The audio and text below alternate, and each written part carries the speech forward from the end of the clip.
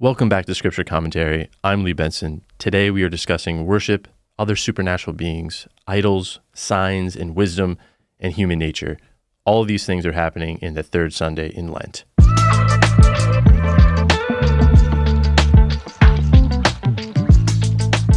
Remember to like, comment, share, subscribe, leave a review, ring the notification bell, do all the things. Help me appease the pernicious and fickle algorithm gods. Also, you can ask me a question and I will answer it on the podcast.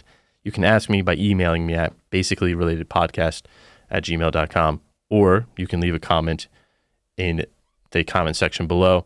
I do read all the comments and I try to respond to them there, or if it's a bigger question, I'll make an episode out of it. So this Sunday, you have two sets of readings, two options. You have one set that deals with has the theme of the Samaritan woman, and then the other set is the set for year B, the cycle that we're in for the liturgical year B. So I'm going to be focusing on the liturgical cycle readings for year B and not the other option that has the Samaritan woman, the woman at the well. That set of readings is very interesting, but I decided to stick with the liturgical cycle, which those readings are also very interesting. So let's dive in. Our first reading is from Exodus 20. So in Exodus 20, we're getting the first set of 10 commandments, and the reading or the lectionary is set up in such a way that it kind of cuts out some of the fat of the 10 commandments, but we essentially get the condensed form of all the commandments there. So the 10 commandments are the foundational law given at Sinai, on Mount Sinai, in the Sinai covenant. And of course, we have the twofold division, the first set of the 10 commandments, the first 3 commandments dealing with love of God, and then the other 7 dealing with love of humanity or love of neighbor, and dealings, kind of the social commandments, dealings with others. So there are some aspects of the 10 commandments I want to focus on. And in particular, we have the first commandment where it says, "You shall not have other gods besides me." So when I read Mircea Eliade for the first time, he covered this commandment. And he says something very interesting that I want to talk a little bit about. He says that what is involved in this commandment, "You shall not have other gods beside me," shows that in this moment, there is not a strict monotheism, or monotheism in a strict sense, I should say. The existence of other gods is not denied in this commandment. Rather, it's to highlight God's supremacy or God's priority over these other so-called gods. And you see this throughout the Old Testament, especially in the Psalms, but you also get it a little bit in Exodus after the crossing of the Red Sea. There's the hymn of victory, the hymn of Moses, where he says, "Who among the gods is like you, O Lord?" So what's being highlighted here is an absolute fidelity to this one God, because as God says later in the 10 Commandments, he is a jealous God. So there's the struggle between false gods and the true God. So by acknowledging other gods, divinities, or divine beings, or supernatural beings, we would, in a more technical sense, call them angels, particularly fallen angels or principalities. But sole allegiance is still with the Lord. That is the heart of this covenant. But I think it's very interesting, this idea that God in this moment is kind of acknowledging other gods with a small g. Again, we would call them more properly fallen angels, because their God kind of implies a more powerful being, something kind of coexistent with the one God. But here, I think keeping in mind the idea of principalities and fallen angels is very helpful, because there are other supernatural beings that truly kind of grapple for our attention. Particularly, we think of fallen angels, things that try to get us distracted or pull us away from the worship of the one true God. I think that this take here, that there isn't a strict monotheism, just in the sense that there's a hierarchy of celestial beings That's true.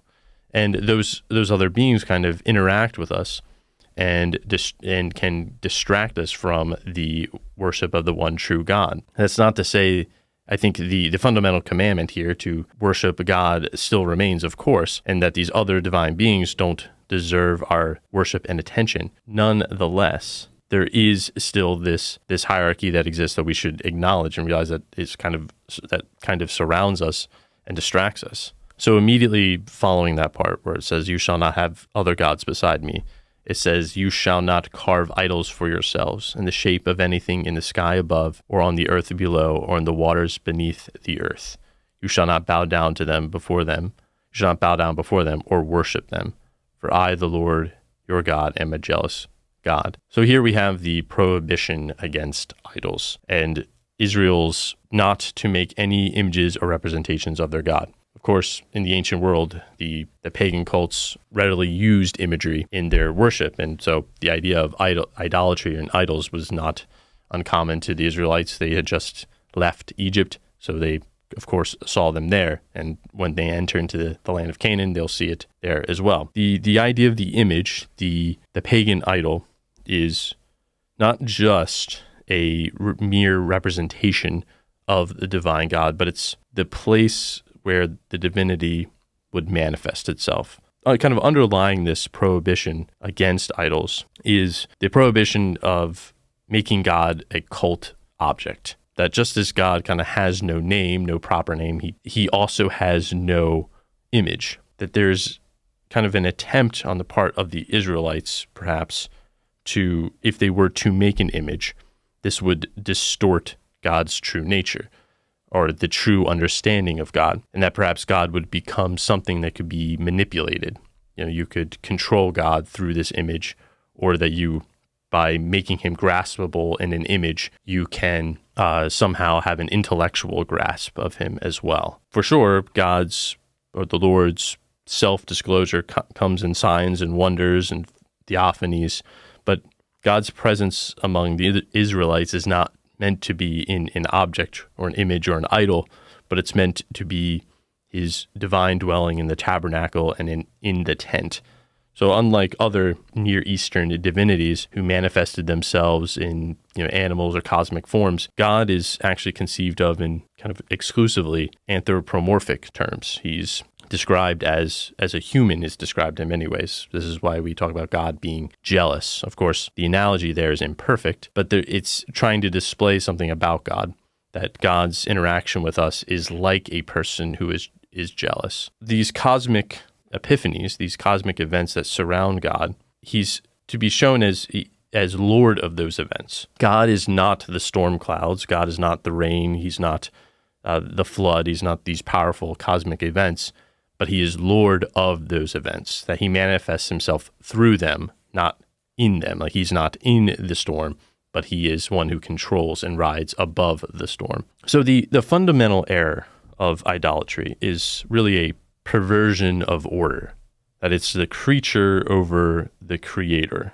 And so it's a fundamental disorder in man. And God knows the hearts of men. He knows that they're kind of awed by signs and wonders, and that man's heart is also prone to idolatry. We're prone to make objects of our own understanding, objects of our own desire into gods. And so in this prohibition, God is saying that he is above that order. In the particular commandment, he talked about not making anything that resembled something that belonged to the earth or the sky or the water, is that God is not any of those things. He is creator and he's above those things. So by creating an idol of something like that belongs to earth, what you're doing is you're debasing yourself. That's part of the prohibition against idols, is by worshiping the idol, by worshiping the earthly, you are debasing yourself. So in treating idolatry in the Summa, Thomas says that idolatry is a species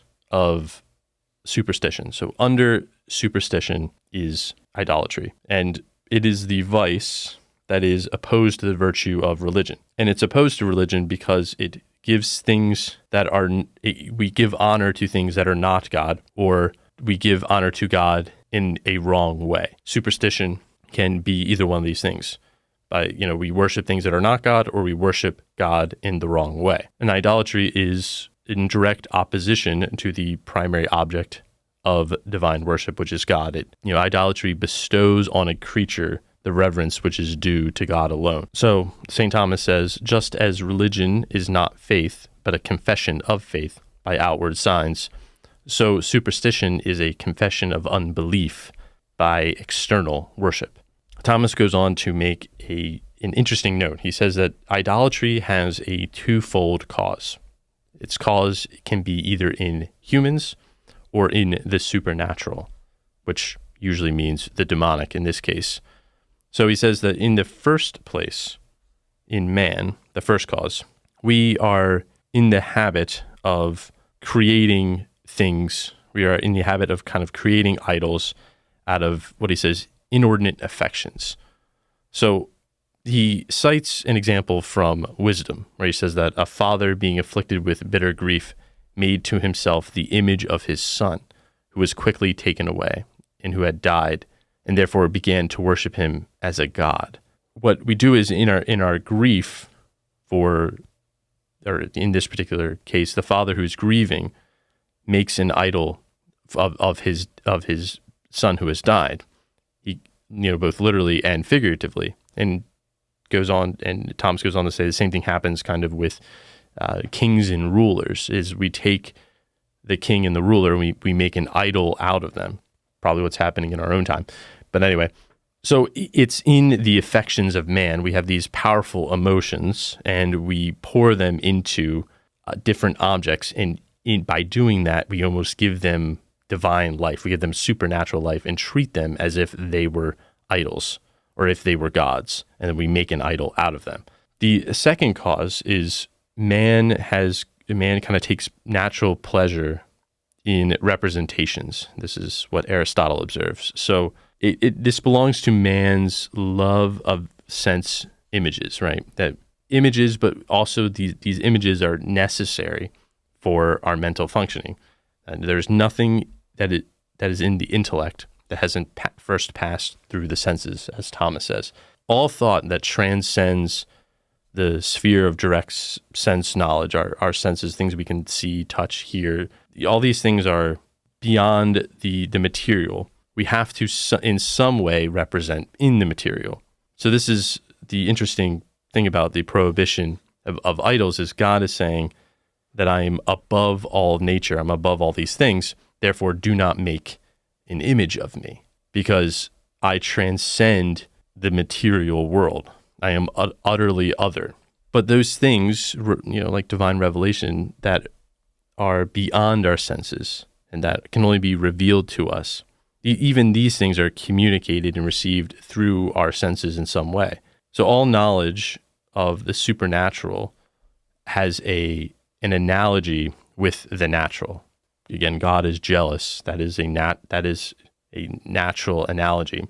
You say that God is, strong like a mountain or something like that. That's an analogy. We're not saying that God is the mountain, but the only way we can talk about God is through the natural, through what we experience. Now, the other cause of idolatry, Thomas says, is in demons or in the supernatural. They offered themselves to be worshipped by men by giving them answers in idols, he says, and by doing things which to men seemed marvelous. In this moment, or in this passage, Thomas is acknowledging what we talked about in the first commandment of, you shall not have any gods besides me. There are these other fallen angels, supernatural beings, gods with the lowercase g, that do communicate to humanity in some fashion.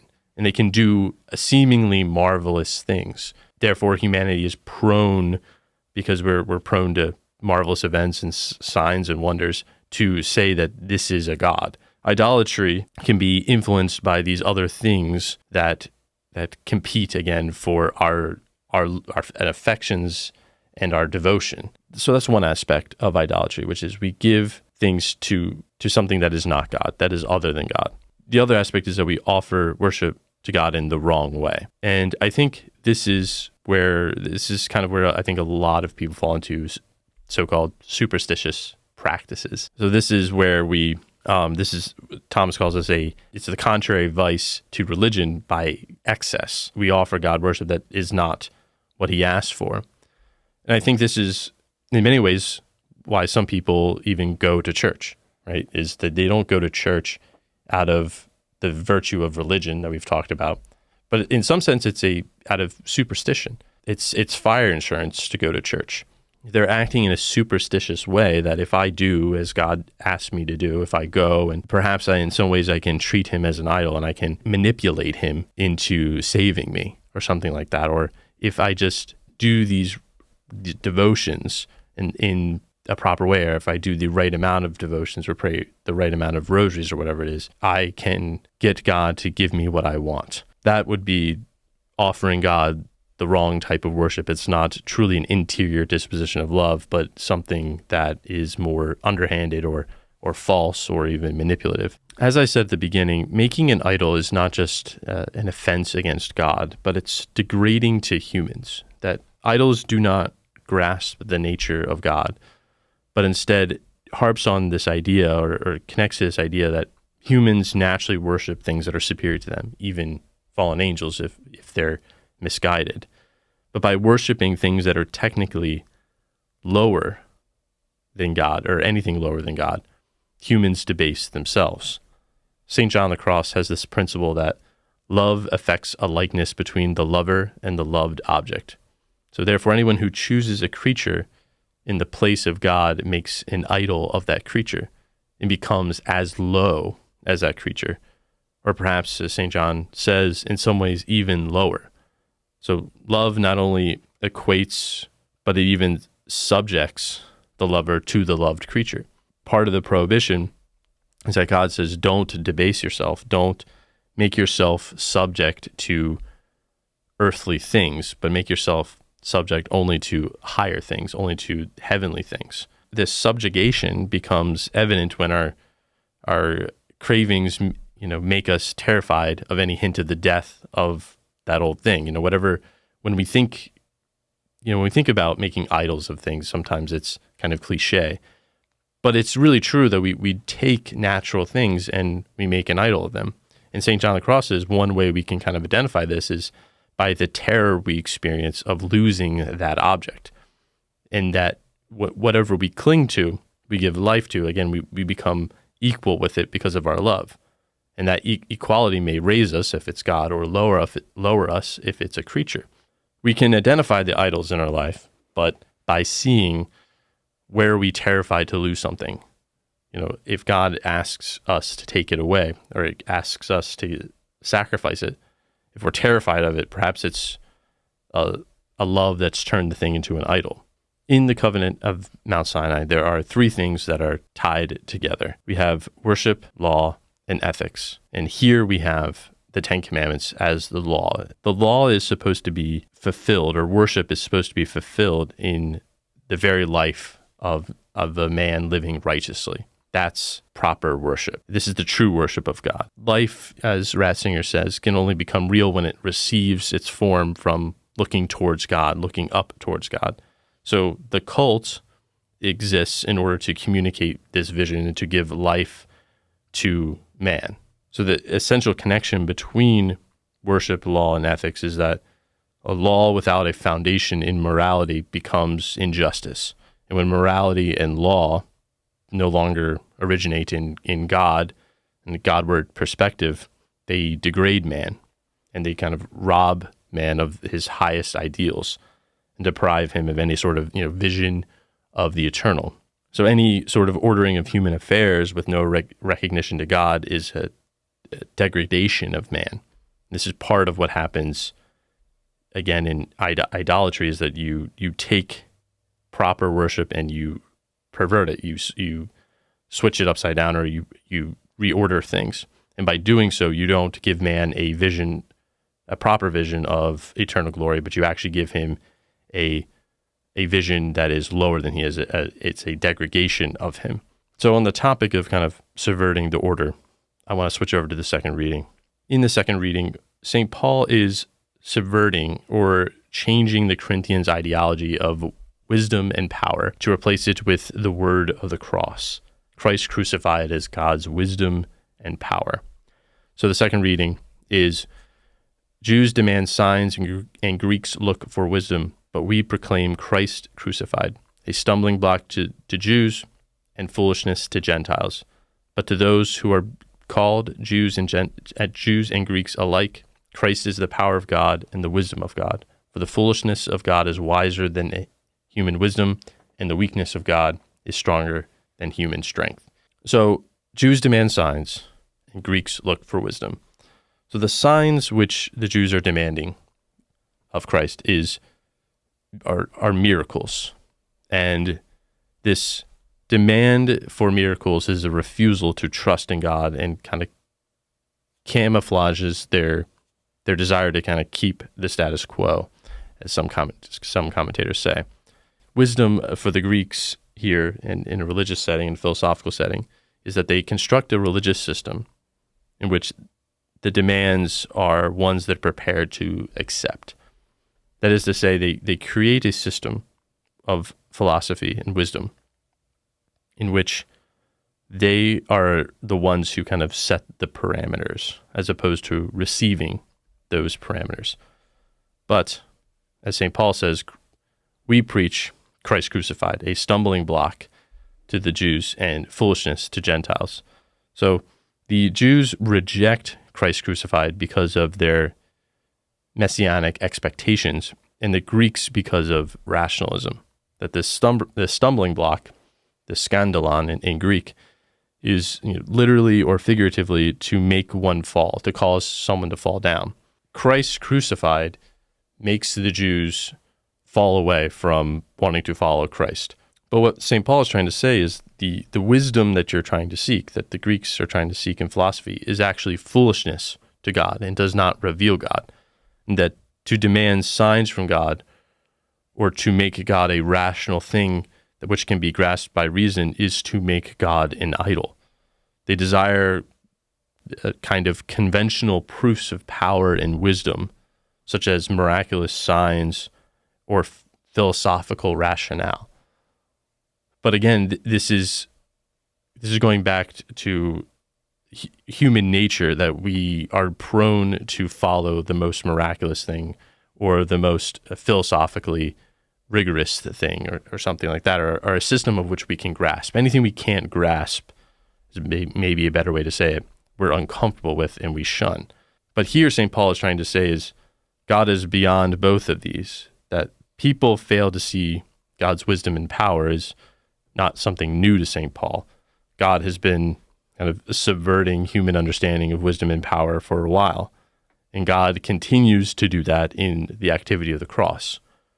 So that is to say, Christ crucified is the power and wisdom of God. So that means that the cross does not merely tell us something about Christ, but it also reveals God. There's something about the nature of God that is revealed in the cross. And it's not that wisdom is the highest thing, and it's not that miraculous signs are the highest thing. In fact, it may be that at the core of reality is sacrifice. That's perhaps what St. Paul is trying to say. But we can see a kind of a line of thought here in this passage. It's very small. But we see that Greeks follow wisdom, and Christ is foolishness to them. But he's actually the wisdom of God, and the foolishness of God is wiser than human wisdom. So in this moment, Christ meets the demands of the Greeks by being the Logos. So if you remember, Christ crucified. This is another way to say the word of the cross is another way that St. Paul says it earlier. The Logos of the cross. The Logos corresponds to the Greeks' desire for wisdom. That it's wisdom and philosophy, God's philosophy, God's wisdom that is crucified. We also see a kind of line of thought with the Jews, that Jews demand signs. But the word of the cross is a stumbling block. But it's actually the power of God. And the weakness of God is stronger than human strength. So the sign which the Jews should recognize is the sign of the cross. So it's wisdom and sign together in Christ, the crucified one, the crucified Word of God.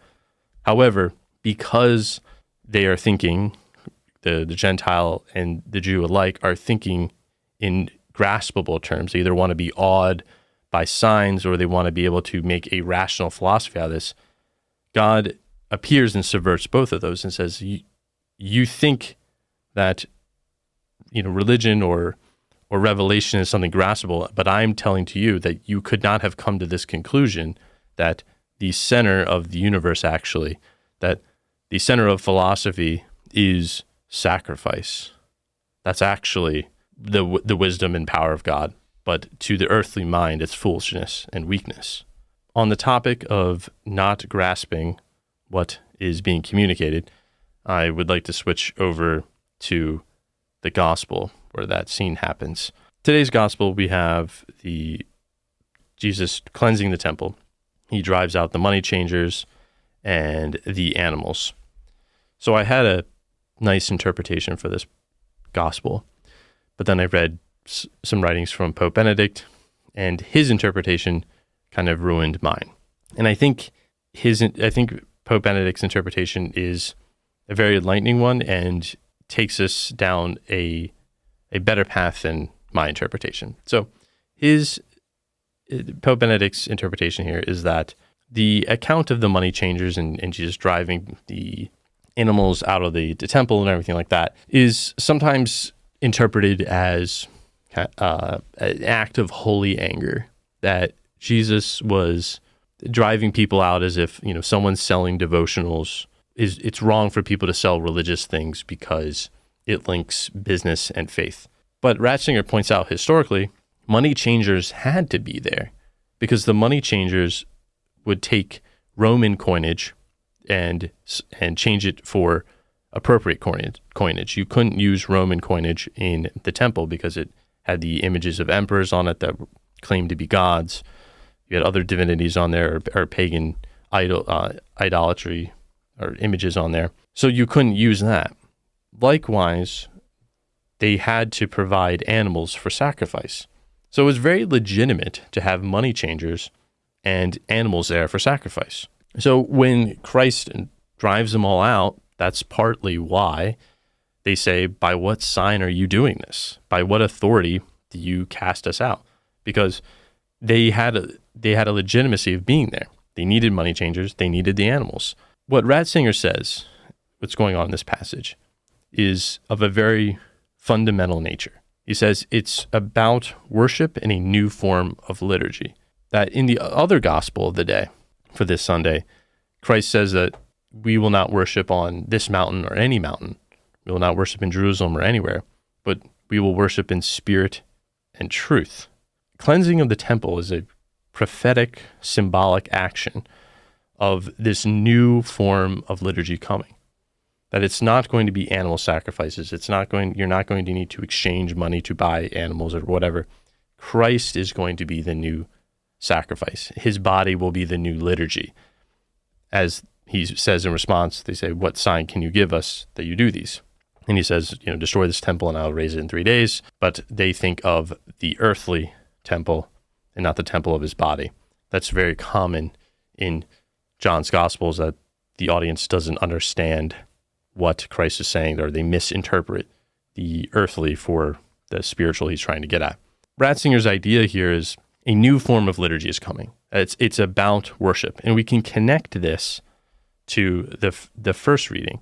The first reading is about placing God at the top. The first commandment is, you shall not have any other gods beside me. You shall worship the Lord your God. And then from that flows all the other commandments that are in relation to that. So the 10 commandments are, yes, about the law, but they're also about worship. As I said, we have to tie those two together. So here Christ is saying that I am the fulfillment of that law. I am the fulfillment of the law and the prophets, but I'm also the fulfillment of temple worship. A new form is being inaugurated here, of which has been told or foreshadowed in the Old Testament, that you shall love the Lord your God above all things. I am that Lord that you shall love above all things. That will replace the old temple sacrifices. But then we get this very interesting line at the end of the gospel, where it says, "Many began to believe in his name when they saw the signs he was doing.